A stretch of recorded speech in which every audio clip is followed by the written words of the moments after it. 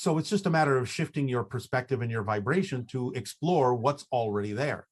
That'd be like saying you live in a city and, well, how are all these other buildings that are not on my block created?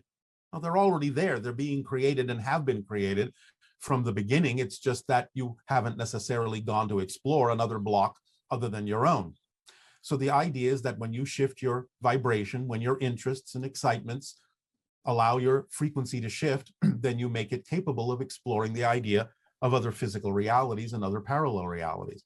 But again, do remember, you're already exploring them because you're already shifting billions of times a second through different parallel realities that already simultaneously exist in order to create what you believe to be your single timeline, which is actually constructed out of billions of shifts into different parallel realities.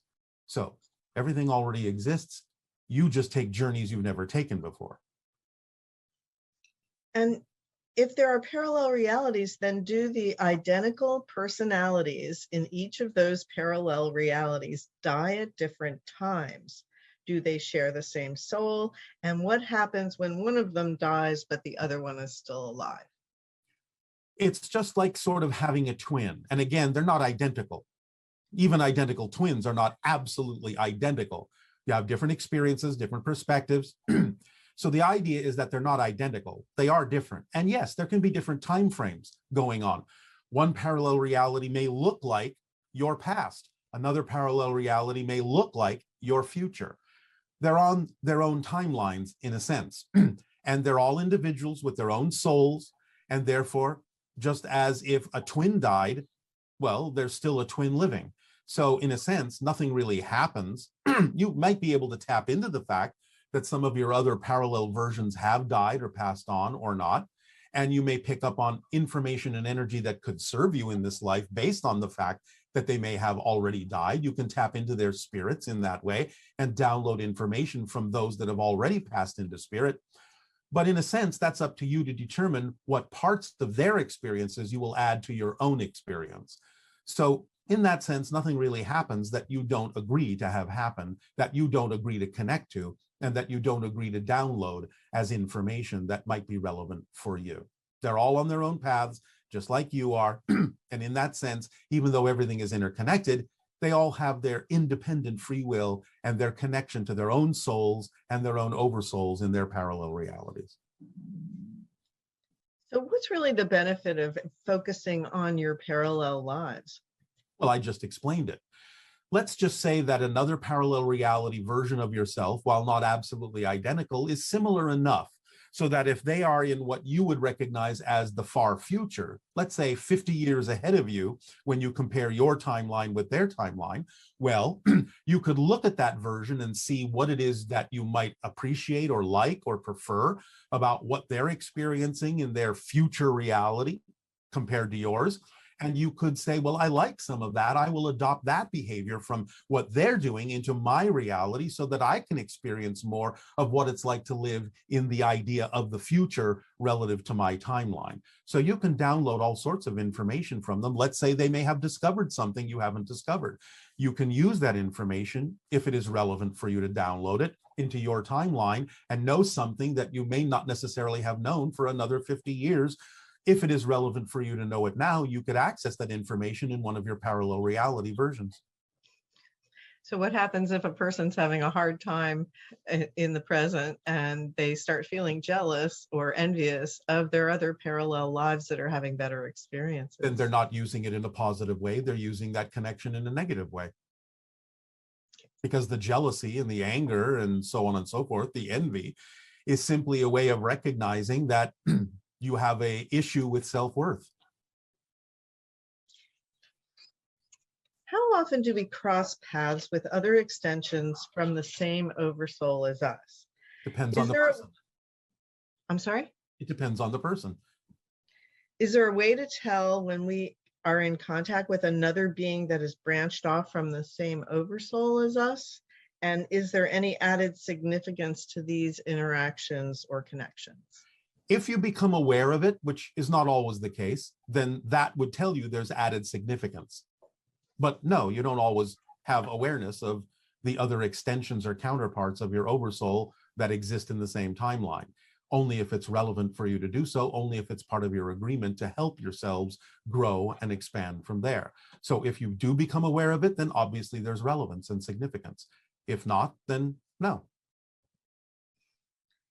Can you tell us a little more about the spirit world, what it's like, what sort of things spirits do, and whether we have families that stay together as spirits?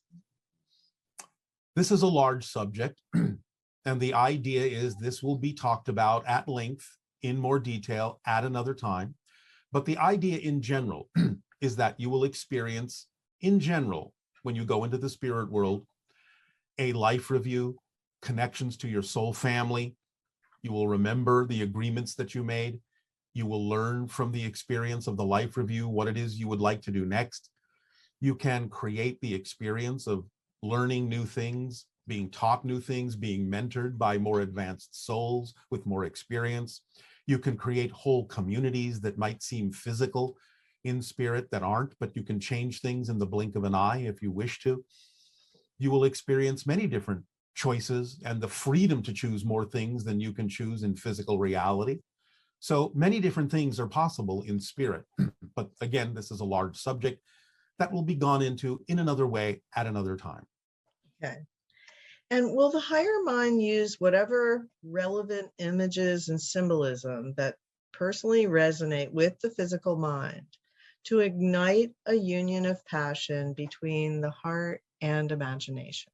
Yes. This is why the higher mind communicates in terms of energy frequencies, and the body translates these things as the sensations you call passion. So understanding the language of the higher mind is being willing to act on the passions that it sends you, knowing that that is a representation of your true self that will unify all of the aspects of your physical self, body and mind, along with spirit. So by following the formula, everything is unified. And therefore, you are responding in an aligned way with the messages from the higher mind that it sends you that are representative of what would work best for the physical mind. That's how it guides. The compass needle is the passion that you feel, which is the message from the higher mind that this is you. This is your path. This is who you are. And in acting on it, you allow the energies of your physical mind and your heart mind and your spirit to be more aligned. So yes. Okay. And how do I effectively forgive myself and others and know that I really have forgiven myself? The idea of forgiveness is asking yourself the question, do I want to remain where I am, or do I want to move forward?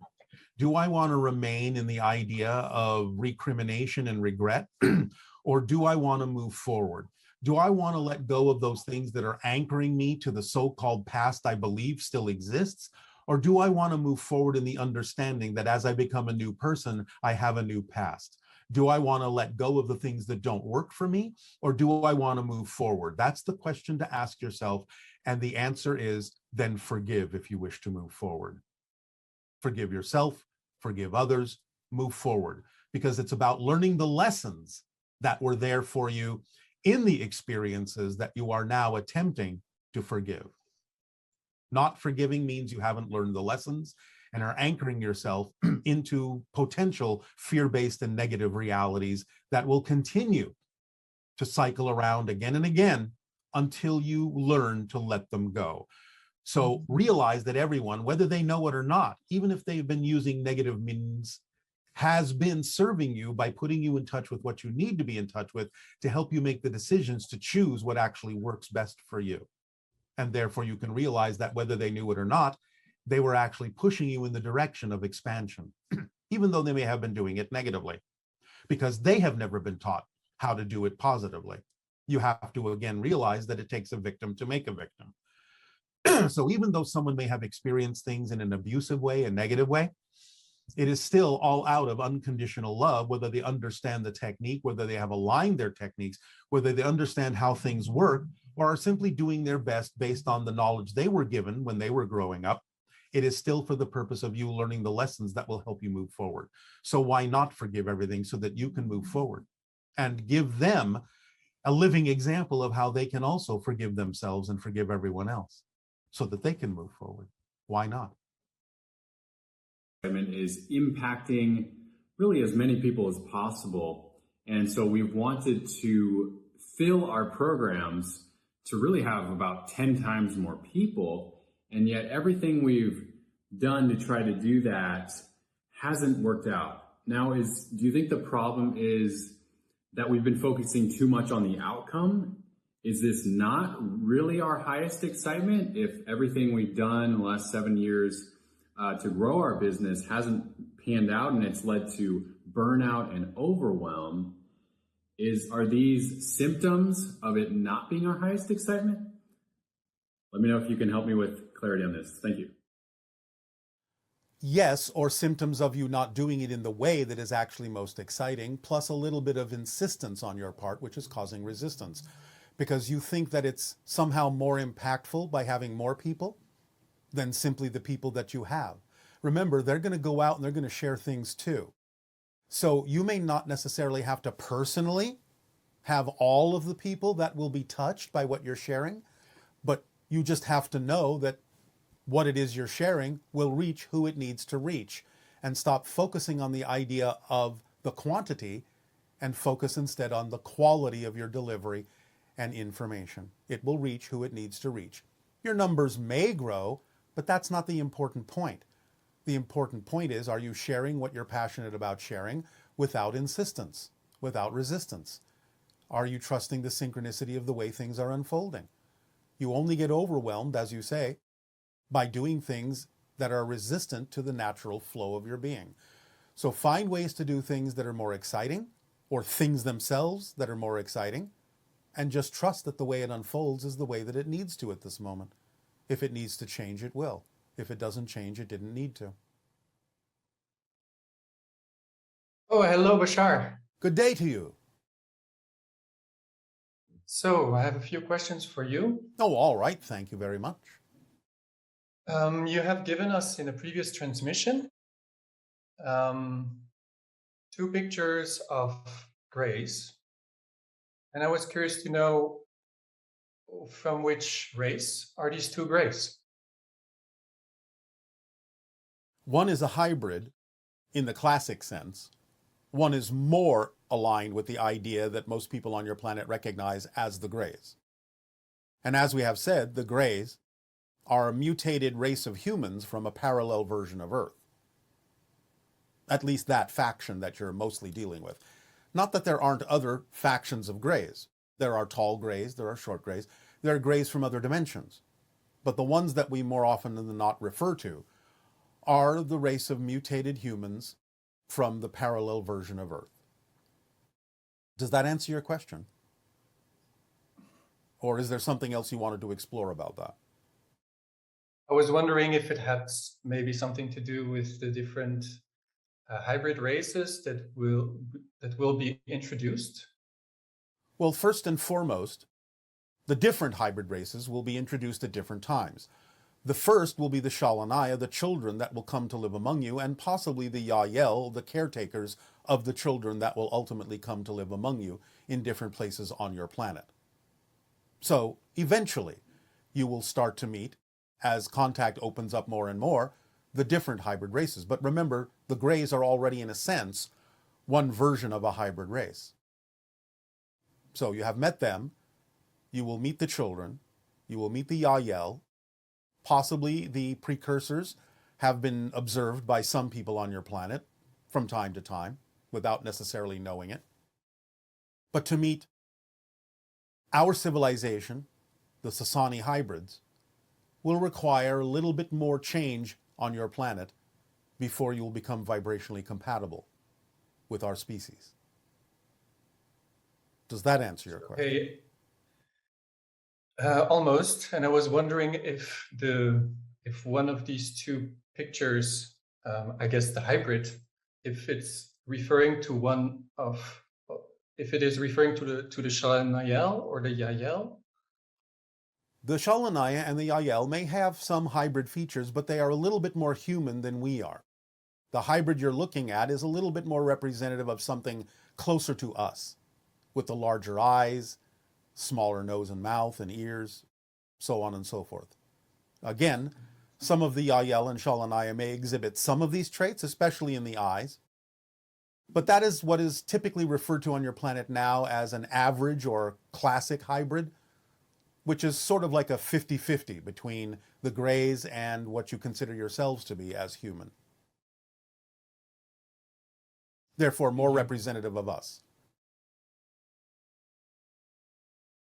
Okay. My next question, I was wondering, what is the general relationship from our collective consciousness to extraterrestrials? The general relationship? Can you be more specific? Like, how do we relate to extraterrestrials as a collective consciousness, whether we are welcoming them or not? Well, you relate to us in a variety of ways based on belief systems from different individuals, different cultures on your planet, so on and so forth. There isn't just one big way that all of you are aware of, even though on a collective level, yes, there is a relationship, and it is through the idea of the collective archetypal consciousnesses that you have labeled things like Christ consciousness, Buddha nature, Krishna spirit. We come through or make a connection to those collective levels of your entire planet, sometimes expressed as nature or Gaia as well, in order to allow ourselves to know when we are or are not interfering with the overall process of the individuals on Earth. So the relationship is one of reflection, is one of connection. You are definitely part of our galactic family, whether you know it or not, and we a part of yours. But this is something you will come to learn. Does that answer your question? I think so. All right. Well, you are asking the questions in very general ways. So we're not exactly sure exactly what direction you would like to take this in. Yes, actually, it's also referring to the open contact. Yes. Because if I understand it, open contact means that there is a certain level of readiness to allow you to come. Yes. And as we are building up to that direction, I was wondering whether it shows as a collective, in the collective field. Yes, that it does. But again, please do remember, you never change the planet you're on. You shift yourself to another version of Earth that is already more ready for open contact by changing your vibration to match it. So when you say the collective, well, yes, that's true. There are more people in your reality that are more willing to shift themselves toward the experience of open contact, but that doesn't mean it's going to be happening on the version of Earth that you're on right now. You will leave that behind. You will shift to another version of Earth, whether you recognize it as such or not. Does that answer the question? Remember, the window of open contact is somewhat broad. Beginning in your year of 2023, it will start slowly. It will be sporadic and intermittent. It will take different forms. Possibly toward the end of the window, 2033, 2040, 2050, then you'll be experiencing more fully the idea of open contact with different extraterrestrial species. So it'll happen gradually over that window in a variety of ways, depending upon the belief systems and cultures that exist on your version of Earth at this particular moment, and how far they're willing to shift into new versions of Earth that are already experiencing open contact. So we're giving you that broad window of time for you to go through whatever process is necessary for you to get used to the idea that you can be interacting physically with extraterrestrial beings in your society, because it will vastly change your society, or more precisely, your society, or whatever version of it is going to shift into those other versions of reality, will have to change very much in order to experience what we're talking about. So we're giving you time to do that by giving you the information that is necessary for you to shift your vibration in that direction. Did that help?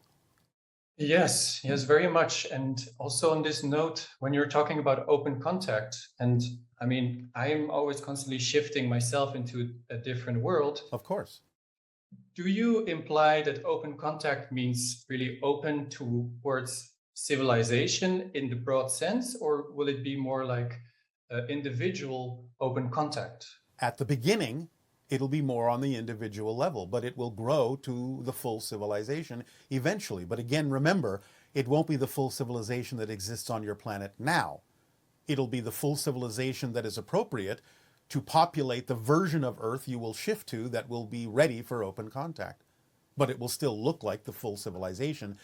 But if you really were paying attention from another level, you would realize that not all the people that are with you on Earth now will be with you there. It will be the full civilization of that version of Earth. It won't necessarily contain all the people that are in your version right now. And it will maybe contain some people that aren't even here yet. Is this helping at all? Yes. All right. May I ask you, if I can ask you still 2 questions? Well, now you just used up one question, didn't you? All right. Then my last question is, do you have a personal advice for me? Follow your passion, follow the formula. It's the best advice we can give to any of you. Learn to do it precisely, and everything will fall into place. That's why we give you the formula, because we don't give you something where it forces you to overthink things, to overcomplicate things. We are keeping it simple for you. We are distilling it down into the basic nature and structure of how you actually generate your physical reality experience. So the best advice is follow the formula. That's it. Thank you very much, Bashar. You are very welcome. Aveo. And 440 Hz for lucid dreams. I was surprised because until now I thought the 432 Hz tuning was more natural to our bodies. Could you clarify it? If I use only C-sharp sound during the day, which tuning do you recommend? Thank you and goodbye. All right, now this goes back to what we have always told you, that everything is a permission slip and that your own higher mind will adjust what works for you. So if 432 works better for you than 440, go with the flow. That's all there is to say about it. Trust that your imagination will alter whatever it is we suggest, because there's always a range to the things we suggest as permission slips. It's not always dead on accurate to the particular frequency. Different individuals have different beliefs that generate a need for different frequencies. 432 isn't that far from 440, and it may be within the range that works for you. So trust your instincts and go with what works for you, because everything in physical reality is just a permission slip. And if it works for you on 432, then you are giving yourself permission to be more of yourself on that frequency. So go for it. Hi, Bashar. How's it going? Perfect. And you? I'm doing really, really good. Oh, all right. It's a pleasure to finally get to speak to you after 8 years of watching your material. All right. Well, it is our passion and our pleasure to interact with you as well. What would you like to discuss? Okay, so I am aware that your civilization is telepathic. Yes. And throughout my growth, I've started to experience sort of telepathy. My question for you is, am I actually telepathic? Everyone is. Everyone is, whether you know it or not. The thing is, you just don't know enough about how it all works. You don't know the playing field that you're practicing in enough. Because sometimes what you pick up on may not necessarily be relevant for your particular reality. Even though it's real, you may be picking up telepathically on a parallel reality. So it may not be relevant for yours, and that's when it seems not to be accurate. So you have to understand that sometimes as you vary your frequency, you may be going beyond your particular individual timeline. Wow. So are you saying that like I could be connecting to a different parallel version of like a celebrity or something from another universe? Or Yes. So that's part of what you have to learn as discernment, and you'll get used to it as you practice over time, to be able to tell the difference between what connections you're making that are relevant for your timeline and what connections you may be making that are relevant for other timelines. Because the idea of expanding your consciousness can easily take you into parallel realities. You just have to learn the difference about what is germane for you and your reality. But that comes with practice. I've experienced like relationships, and even so, they're not real, but like marriages, like. Yes, I understand. And they are real. They're just not relevant for your reality. Okay, so where are they relevant? In parallel realities. As I said, it's part of the way you practice. You just have to learn to tell the difference. That's part of your discernment. That comes with a different flavor. You just have to learn how to recognize that flavor, that feeling, that difference within things that are part of your reality and things that are part of a parallel reality. It will come with practice. Why would my higher self give me these experience, or like show me these experiences if they're not relevant for my. What's relevant is the understanding that you have the ability to know about parallel realities and use them to guide your course, because you're creating your timeline out of a billion different parallel realities every second. So it's just the nature of what happens when you start exploring consciousness, that you become aware of tapping into different parallel realities, because even though some of the details in those parallel realities are not relevant, the fact that you're tapping into them more consciously is relevant, because that's how you create your life anyway. So it's just that you may not understand the purpose for that yet, because you're looking at it from an old-fashioned, outdated point of view of, well, if I'm getting this information, it must all be true in my reality. No, that's not necessarily the reason why you start picking up on parallel realities. It's to allow you more ability to tap into the parallel realities that truly define your timeline, the relevant one for you. So it just comes with the territory. That's cool. I mean, this was like a year's worth of literally completely losing myself in this kind of thing. That's all right. Again, it's just a matter of understanding the territory and how it actually works so that you can use it in a more relevant and precise way, rather than assuming that everything you're seeing is relevant. It's just like walking down a street in your reality. Not every side street is relevant for you to turn down, but you still pass them. You're still aware of them. Not every person that passes you on the street is someone you need to talk to, but you're still aware of them. You still pass by them in order to get to where it is relevant for you, in order to get to the person you need to have the conversation with. It's just that right now you're assuming that every person you pass has the same degree of relevance for you just because you passed them. They don't. You have to learn the difference in the same way that you learn that I don't need to talk to that person just because they passed within inches of me. Yeah. So, but they are real though, right? Yes, they're all real. You can't imagine non-existence. In some way, shape, or form, in some dimension, in some parallel universe, in their own right, they're real in their own way. But again, you don't have to worry about that. Okay. So like you became my best friend. All right. Are you aware of this? Like, if I don't need to be, no. Right now, at this particular moment, I need to be aware of the interaction we are having. I don't always need to be aware of interactions that other people may have in their version of their universe, because it's fine for you to tap into the collective energy of my people, my world, my reality, my parallel universe, and even portions of my own real consciousness, but I don't need to necessarily be aware of them.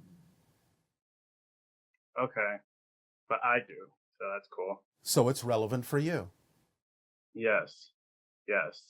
Right now, this is the interaction that's relevant for both of us. Right. This is like the coolest thing ever. Whatever temperature you want it to be. Is this the future? Because is this the future? No, not this. Yes, it is. But like I'm talking about, is telepathy? Is it? Yes. The answer is yes. Humanity is evolving, at least some of you are, to where the idea of telepathy, which from our point of view is really telepathy, is actually going to increase and be something that will become common in your society and recognized as such, as it is in our society. It'll take some time, but that's all right. There are still individuals who do it all the time. The idea, again, and why we call it telepathy, is because, remember, you're not reading someone else's mind and they're not reading yours. You're simply operating on the same wavelength and having the same thoughts at the same time. That's what telepathy is. That's why people who are in love know what each other is thinking very often, because they're on the same wavelength. And that's why we call it telepathy. You have to be on the same wavelength to actually have the same thoughts as someone else at the same time, synchronistically. Should I continue this practice? I mean, is it as long as you're open to the idea of understanding the discernment that will come with it, so that you can understand the playing field you're operating in, then fine. Just don't make immediate assumptions about things having to be this way or that way. Remember, the formula says no assumption and no insistence on what you think the outcome is supposed to be. Just open up to the idea of being connected. Open up to the idea of loving everything and everyone. And then you will experience more telepathy as you need to, in whatever way is relevant for you. But again, remember, the relevance may simply be to give you the practice to tell the difference between what is relevant for your reality and not. That's also part of it. So don't make assumptions that everything has to be relevant. okay? So I have one last question Yes. about telepathy. Yes. So I made deep bonds with these people in my consciousness. In your reality, yes. Are those people, like, say, and they're real here? I understand. I don't want to, like, Remember, assume that it's remember. actually happening with them. Yes, it may not be. Some of them it may, some of them it may not. And again, So is that's it where the still them? discernment comes in. Is it still them? Is it like there's? It's your version of them. Remember, you're creating your version of everyone. It doesn't mean people aren't real. It just means that you're creating your version to interact with. If there is an agreement on the part of another person that it's relevant for them to also experience the bond in their version of you, then yes, you'll make a connection, and synchronicity will show you when that's obvious. If the How do I know if there's an opportunities, agreement? if the opportunities don't arise in your reality, then there's no agreement to connect. Let it be obvious. If synchronicity provides an opportunity to connect on the physical plane, that might be an indication that there is some kind of a connection that can be expressed as a bond. But again, never assume what that bond is all about. Okay. Yeah. So Trust the synchronicity of how your life unfolds. yeah. So I guess, I mean, it happened for a reason. So I'm Exactly. just hoping something happens. You don't have to hope. Something will happen. But again, don't put insistence on it, because you don't know what the ideal outcome with your connection to any of these people actually is for. Okay. So let it show you what it's for. All right? Okay. All right. We thank you. Thank you. Good day. Okay. 12, the gatekeeper, grid keeper. What does it actually mean? Because if I'm not mistaken, I often hear you say that 5D is the limit of our physicality, of us humans being physical, that after that we become non-physical. So thank you for explaining this a bit more. Thank you. Bye-bye. 4D is the limit of physicality. 5D is totally non-physical. But the idea is that people can connect to those higher frequency dimensions. It doesn't mean they live there as a physical being, but all of you exist on different dimensional levels. So someone saying, well, I am from this dimension or that level, may simply be using an old-fashioned term to say that they feel connected to that non-physical dimension of reality or that frequency of existence. But clearly, as a physical being, they don't reside there, but they may reside there as a non-physical being, as a higher level spirit, which you all have on different levels of existence.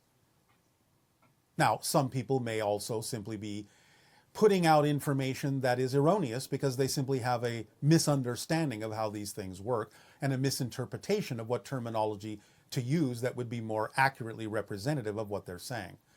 But all of you exist on every level. So it depends on what you're keying into that allows you to say perhaps that I'm tapping into 8th dimension or 12th dimension or this or that. Also remembering that dimensional labels are relatively arbitrary because it's just a matter of different frequencies. Hi, Bashar. And to you, good day.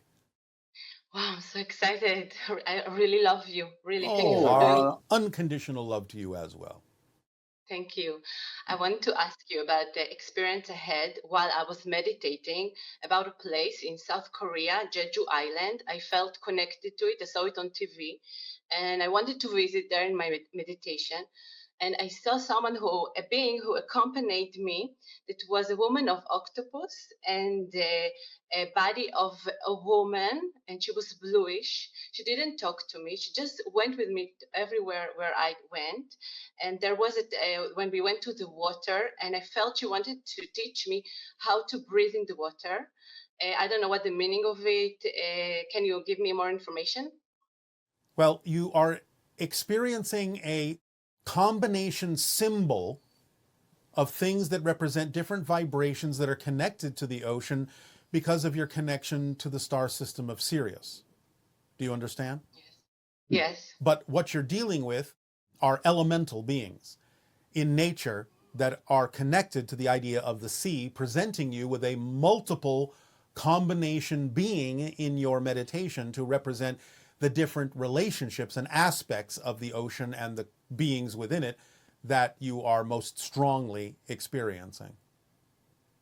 So look at it symbolically. Look at it symbolically for what the different aspects of that being represent to you. For example, the idea of the octopus not only represents an extraterrestrial connection because octopods belong to a different reality, even though they are also projecting themselves into yours, but also the idea of the eightfold way, the 8 branches, like a web stretching out so that you can experience more of your connections to different things on your planet and other planets as well. The woman, of course, the aspect of your femininity that allows you to dive deeply into your emotional being, to understand how to hold on to or let go of belief systems that do and don't work for you. And there are other symbols there for you as well. You have to ask yourself what these different aspects represent to you, and you will have a deeper understanding of why those aspects were reflected to you. Does that help? Yes, but I don't understand why she wanted to teach me about breathing in the water.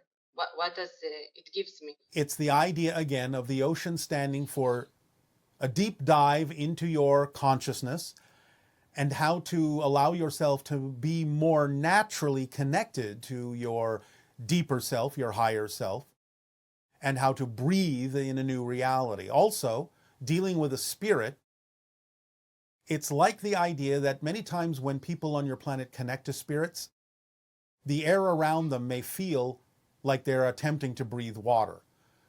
So she's, in a sense, helping you understand how to breathe in a new reality, breathe at a new level of experience, breathe in the new vibration, and make it as real as the idea of the air you breathe. Make it as natural to dive into those other dimensions, other realms, other ideas of yourself, as natural as breathing the air in the reality that you're familiar with.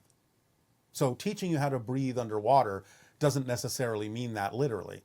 It means teaching you how to exist and thrive in a new reality, a new level, a reality that contains more information for you, more connections for you, to breathe it all in. Yes, Yes? I understand it. Yes, thank you. It helps. Yes, yes. I want to ask you about the soul. You said that when we die, then our focus becomes the soul of this lifetime, physical life that we had, the soul that connected to the life that we had. But Yes. now, if the soul wants to choose a so-called new life, Yes. then does she split herself? And No, that focus soul becomes the new experiences. soul? No, a soul experiences a new life. There's a new soul. You have to understand that you're also experiencing this from a higher level. So think of it as an oversoul that has many different soul individual extensions, and each of those extensions can experience a different life. So you're looking at something linearly that actually takes place on a non-linear level. So you're not splitting. It's just that you're coming from the higher level of the oversoul that already has many, many different individual soul extensions through which it can experience individual lives, all existing at the same time, even though from your experience, it seems as if they're happening one after another. But that's an illusion of physical reality. So if I die and then I feel that I am is this soul for this life. So what does my focus change? Like, how do I know who am I? Like, maybe one day I'll say, okay, I'm the oversoul, and I feel like I'm the oversoul, and now I want to be this specific soul. Does my focus change all the time? In a sense, yes. Let me give you an analogy with a human hand. The hand, the whole hand, is the oversoul. Here's a life, here's a life, here's a life, here's a life, here's a life. Individual soul, individual soul, individual soul, individual soul, individual soul. All the fingers exist at the same time for the hand. So this never becomes this. This finger never becomes this finger. This finger never becomes this finger. But if you look at it from a linear perspective, you can say, oh, I'm looking at this finger now. My focus is on this finger now. My focus is here. My focus is here. But they all exist and all extend from the hand. So it depends on whether you're looking from the perspective of the oversoul or whether you're looking from the perspective of an individual finger. But yes, it's all about changing your focus constantly in order to have different kinds of experiences. Linear ones from the finger's point of view, or simultaneous ones from the hand's point of view. Does that help? I just think it's so confusing to know who am I? Like, you are all that is. But it's so many things. Yes, that's what all that is. All that is all the things in existence. All of them. So that could be said from your point of view to be the ultimate level. But you can experience yourself in a way that is like you are not all that is. You can experience different portions of all that is. So you are always constantly dynamically changing your focus, but your focus also exists in all of those places simultaneously. I understand that to a linear perspective that can seem somewhat confusing, but you're constantly shifting your focus and doing so more often than not as you expand your consciousness, so that when you say, I'm experiencing this or I'm experiencing that, the I that you are referring to can actually be different levels of yourself from time to time. So you have to know which I you're talking about when you describe a particular experience. So when the people die and they know that now their energy, they're not confused, they understand it all. Yes. The moment they die, they understand, they feel the connection. Well, it depends. It depends on what you feel you need to go through the moment you die. You may experience different things that don't necessarily allow you to experience all that knowledge, but eventually you'll get to the point sooner or later where you understand it. Okay. And when you say that when we're talking to you, we're talking to our higher mind and using you as a permission slip, but you're your own individual, so why would you speak as my higher mind? You can say whatever you want. You have your free will. Yes, I can. But remember, I'm also doing a job that I chose to do with my passion and my free will. And part of the job is helping to reflect to you what your higher mind is saying so that you can get more used to communicating with your own higher mind using us as an example. It's simply part of my job description. But people's mind that listen to you thinks the same. Their higher minds are the same. On a basic level, the principles are all the same. But no, there are, of course, differences in the way that you express yourself as a higher mind, as a physical mind. But remember, you gravitated to us vibrationally. You're asking us the questions, which means there is some similar vibration in your higher mind that can serve you by answering the questions you would ask of it. So it's not exactly the word you say, but the meaning, the energy of, Yes. of our higher mind, not specific the words. Sometimes specifically the words, but more often than not the energy. Remember, higher mind communicates with an energy language that you translate in your physical reality as passion, excitement, creativity, love. That's the language of the higher mind as you interpret it through your physical medium. But nevertheless, you have attracted yourself to us, which means there is a vibrational frequency within you that also is similar to the vibrational frequency within us and within your higher mind. So you have decided that, at least for right now, allowing us to represent the higher mind is the path of least resistance for you. Maybe you will change your mind tomorrow. And in telepathy, when two people think the same, who gives the first one the words? Where do they come from if the two people thinking the same? The words are everywhere. Remember, all knowledge is ensconced everywhere all the time, here and now. So when you're on a certain wavelength, a certain frequency, that means only certain words will be relevant to that frequency. And so both of you or all of you will think of those words at the same time because those are the words that go with the frequency that you're both on. So Everything has a words matching already frequency. here. Yes, of course, they're everywhere. Everything exists now, including words. Just because you don't think of them yet doesn't mean they don't exist. Okay, I understand. All right, does that help? Yes, thank you. Can you just say to my hybrid children that I'm ready for them to land? They have heard you and they will determine when the readiness is appropriate. Okay, thank you. I love you very, very much. Our unconditional love once again to you, Aveo. Aveo. The body it felt like it was vibrating, and I was perceiving a presence of an ET, a male, and I just remember being afraid to look up into his face because I was kind of afraid of being afraid, which I guess is another belief I can take a look at. And I just wanted to know what truly happened in that moment, and if that sensation of electricity or vibration was my own resistance.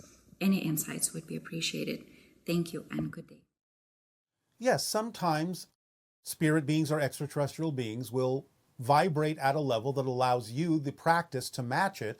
So yes, you're always feeling only your own energy, even if someone is offering you a higher frequency to mirror or match. So they're giving you the opportunity to practice moving to a higher level so you can have more conscious awareness of the encounters and interactions that you're having with extra-dimensionals, extraterrestrial spirit beings, and so on and so forth. So don't be afraid of the energy. It's your energy, but it gives you an opportunity to expand yourself. All right, good day. Hello, Bashar. Good day to you as well. It is an honor to speak with you today. And you as well. What would you like to discuss? All right. So in the last transmission, you told us a little something about the antiquity of yoga. Yes. Was it discovered, developed, or was it given to us? It was intuited by those who were very, very close to the idea of nature and its forms and expressions of energy. Okay. What can you tell us about the archetype Shiva? And was there a physical incarnation of Shiva on this planet at some time? There have been physical projections that appeared to be physical incarnations, but weren't really incarnations in the classic sense.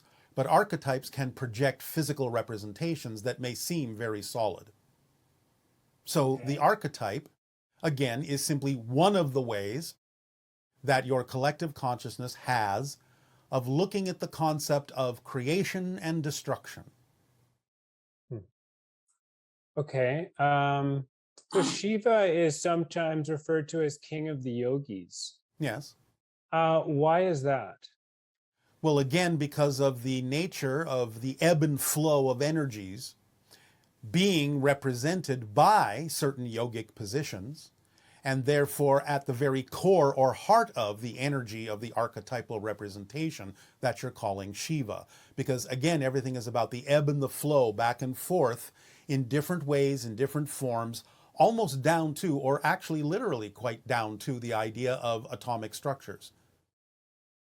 Because as you have relatively recently in your history, in your evolution, started representing the idea of how atoms are structured and electron clouds are structured, there are different forms that are representative of lobes, spheres, toruses, and things like that, that are more representative of the probabilities of the existence of the structure of atoms and subatomic particles.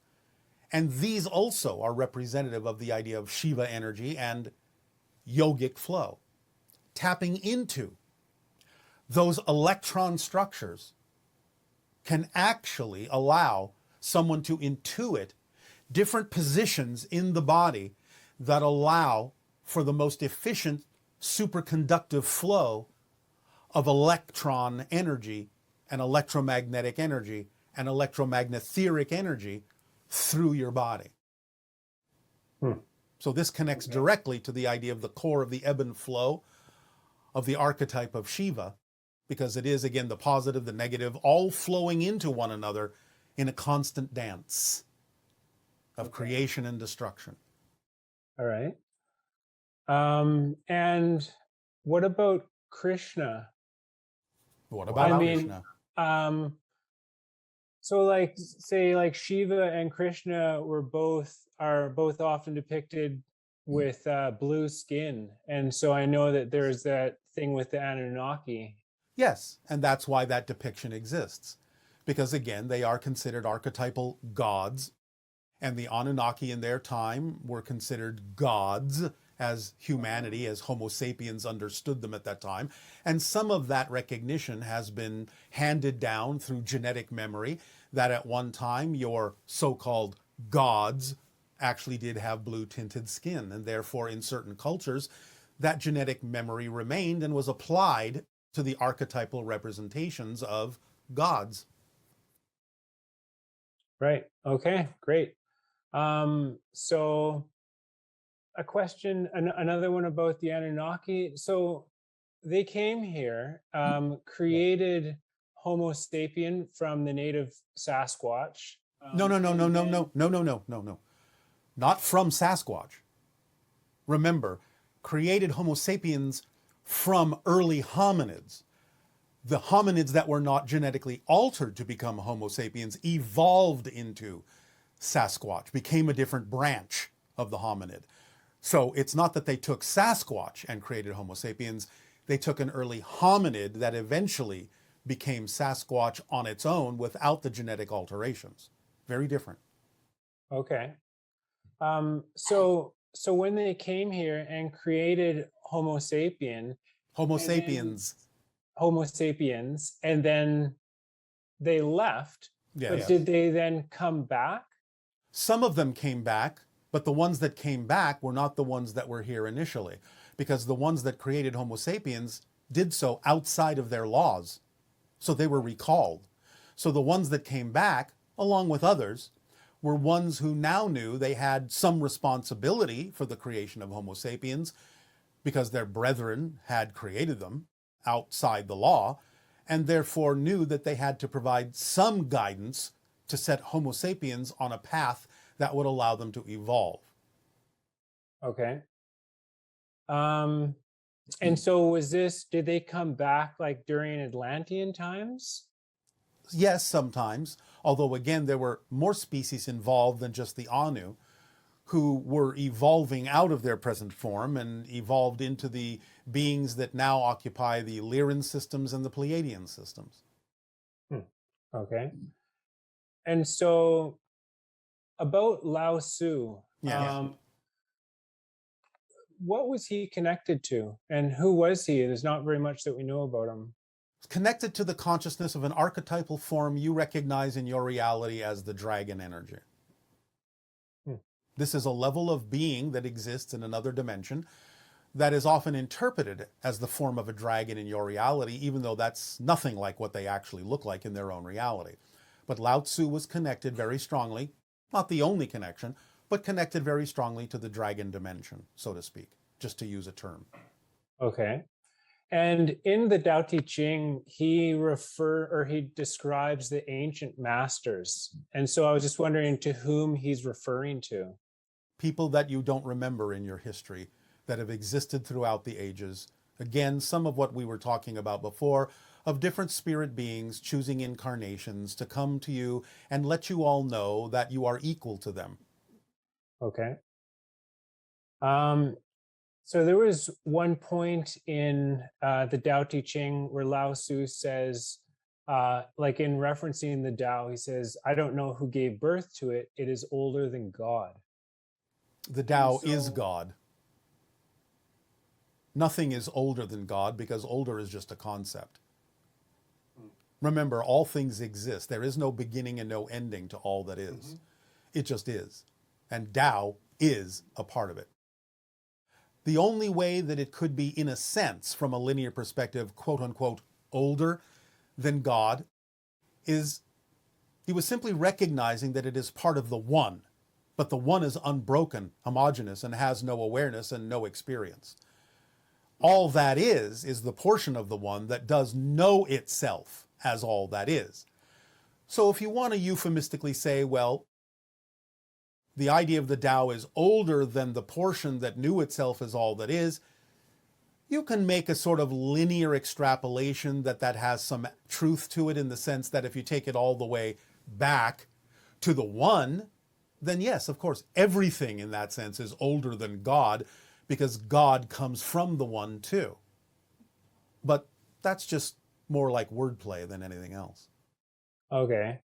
So like in the Kabbalion, they use the word God to refer to, or to describe the masculine principle, and then the universe as the feminine principle, and then as one, described as all that is. So that's like... Yes. Well, to us, there may be differences in terminology.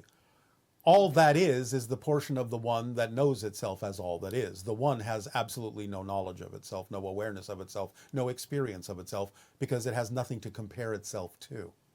All that is knows itself, has a self-awareness, because it is also aware that there are other aspects of itself that make it seem as if there is something other than itself, which is the only way you can know yourself, is if there is seemingly something other than yourself to compare yourself to.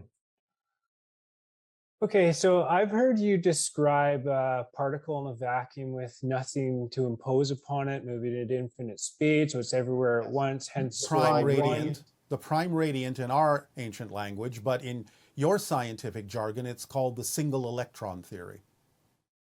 You can look it up. Okay. And so I was just wondering, like, could you consider the particle to be the masculine and the vacuum or the void to be the feminine? If you want to. These things are just labels. If it works for you to do that, go ahead. But that doesn't mean it's an accurate representation of what it actually is. Yeah, well, that's definitely what I'm looking for, is an accurate representation. Then it's just all that is. That's all it is, because all that is everything. Masculine, feminine, neutral, whatever you want it to be, it is. Okay, it's existence itself. Yeah.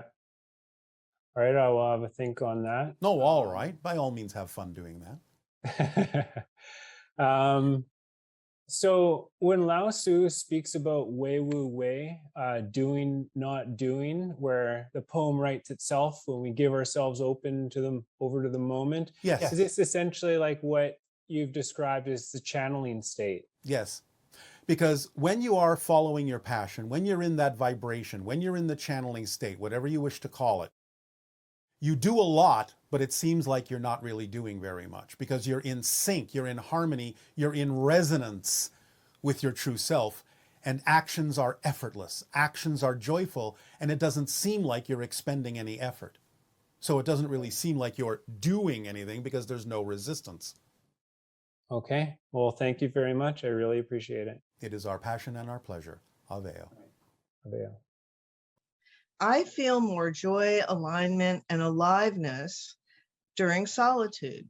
Can you expand on this? The very idea of solitude is what has, to some degree, been happening because of your pandemic, allowing each of you to go within, be with yourself. It can be very important. It doesn't necessarily have to exist for everyone.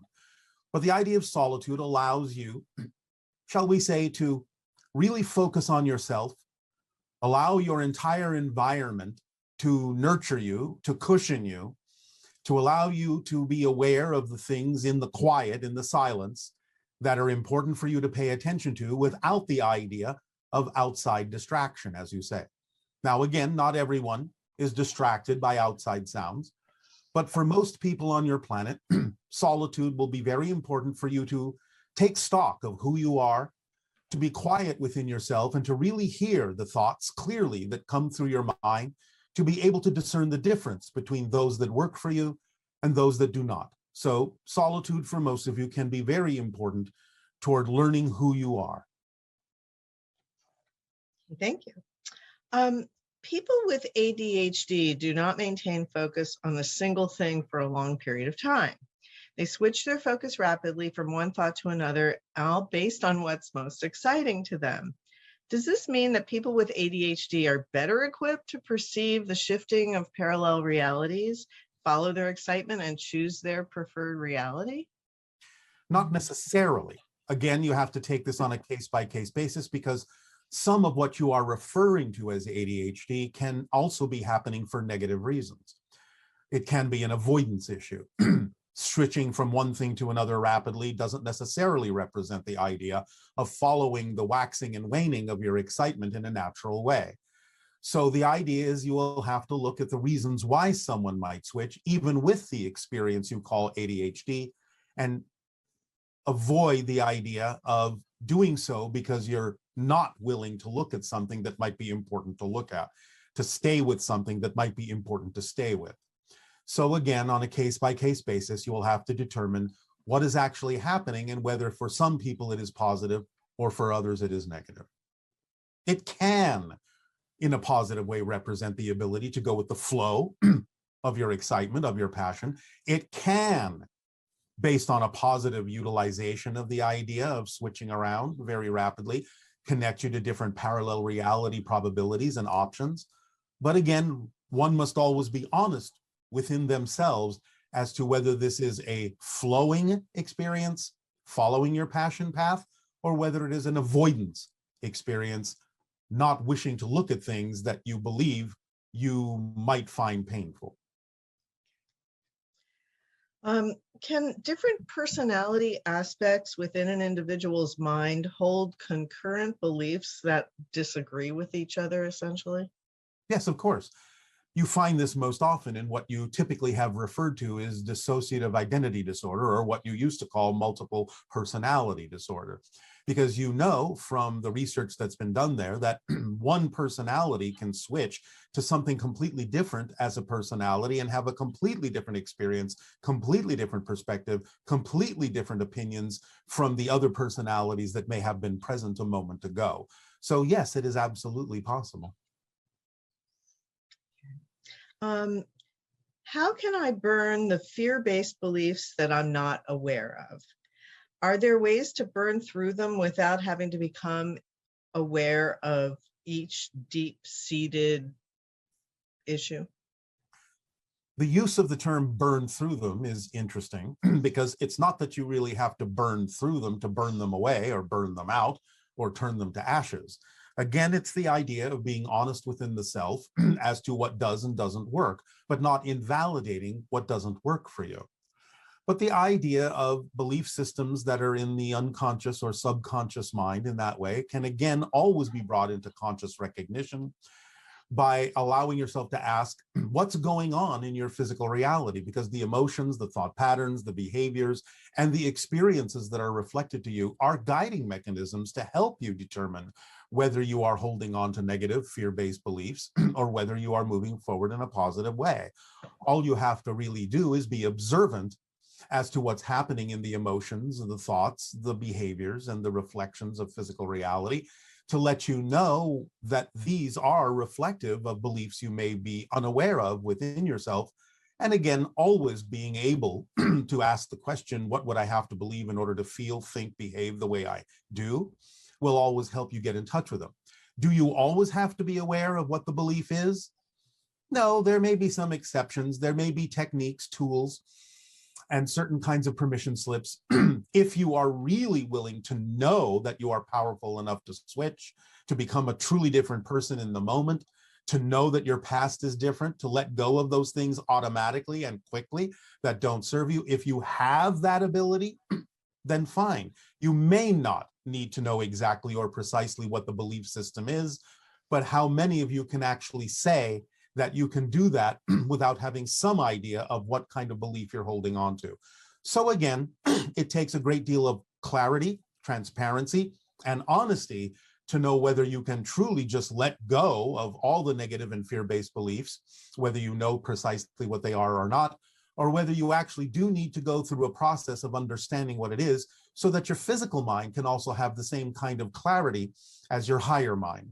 So you have to each determine for yourselves how honest you are about whether you believe, truly know for a fact that you can do that without knowing what the belief actually is. Could you define gratitude and humility? Gratitude is the total acceptance of what is, and the allowance, total allowance of it being exactly what it needs to be to teach you what you need to know, to grow, to learn, to expand your consciousness. Humility is knowing that, again, the ego is only for the purpose of allowing you to focus in your process and experience of physical reality, and that there is not necessarily information that is accessible to you in what the ego thinks it should be, but to know and to trust and to allow your life to unfold in the way that it unfolds through synchronicity, knowing that everything is working perfectly. And if you are willing to remain in the positive state, then you can express the humility of knowing that everything you need is presented to you. Nothing is left out, but that you also don't know everything as to exactly when or how things should come to you. That you're willing to accept what is going on and make the determinations as to what works for you, to allow creation to unfold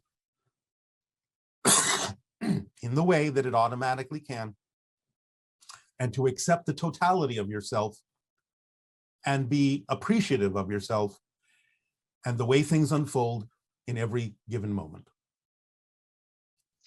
And what is the difference between discernment and judgment? Again, honesty can allow you to know the difference between excitement and anxiety, and therefore, with anxiety can come judgment. Discernment is simply the neutral observation of what is and isn't vibrationally compatible with your core vibration, your core frequency. There is no, shall we say, evaluation of it in the sense of this is better, this is worse, this is good, this is bad. It is the willingness to simply discern what isn't you vibrationally, but also the willingness to use whatever comes up in the most positive way for you, knowing that everything is happening for a reason. If you're willing to stay in that positive state to determine what that is, it will reveal itself to you. So again, honesty, knowing the difference between excitement and anxiety within yourself, and being in that neutral space that allows you to simply recognize, to simply observe what is and isn't you, as opposed to making an emotional reaction or response to it that brings with it some kind of value judgment. And is there such a thing as positive ego or negative ego energy or manifestation? Yes, of course. Again, the negative ego is the result of putting too much on the shoulders of the idea of the physical mind, when it's not designed to actually control anything, but only designed in the positive ego sense, the neutral ego sense, of allowing you the opportunity to have a physical experience. As we have often said, it's sort of like a diving mask when you go under the water. The ego is simply structured to allow you to have clarity in the physical reality experience. The negative ego thinks it needs to control everything because it's been given that task, because people may not understand that everything is automatically working in exactly the way it needs to. Even if things crop up that you don't prefer, it's there for a reason. So the positive or neutral ego will accept that it's there for a reason and stay in a positive state, just doing the job it was designed to do of allowing clarity of what's happening. Whereas the negative ego thinks it needs to know what will happen, what is going to happen, so it can control everything and manipulate details into place to make sure everything works, instead of simply surrendering to the fact that everything does work when you let go of the need to try and control everything.